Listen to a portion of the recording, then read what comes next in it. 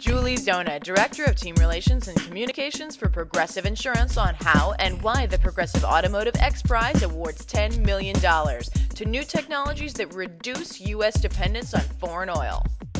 Ultimately, the desire is to decrease our dependence on foreign oil and to get vehicles out there and technologies out there that will, lessen the problems we have with emissions.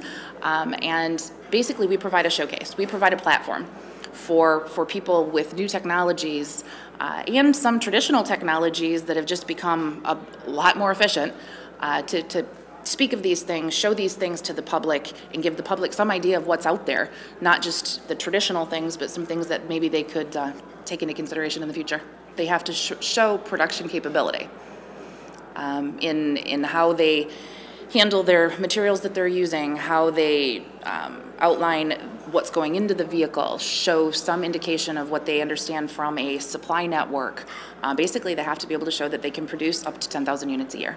They have 2 months to complete the paper documentation. Again, it's paper submission, the first phase.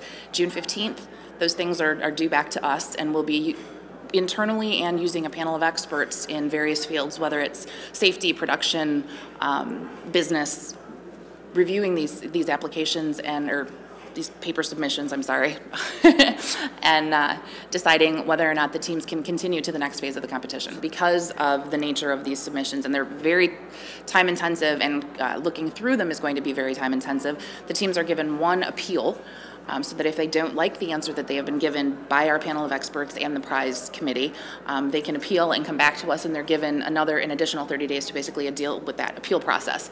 So we're hoping by the middle of October, October 15th, to have all of our competitors announced and ready to move on to the next phase. The development and the production of the vehicle is ongoing.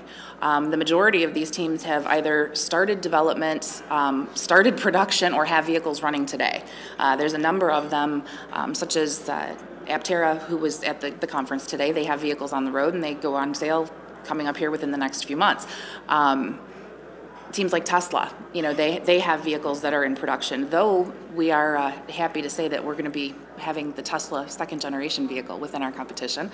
A number of the teams are doing technologies, not necessarily ground up vehicles. All right. So the technologies that they're creating are either replacement or bolt on to existing components within the vehicles today. So they're using vehicles that are on the road and improving the fuel economy to get the 100 mile per gallon or energy equivalent requirement that we have.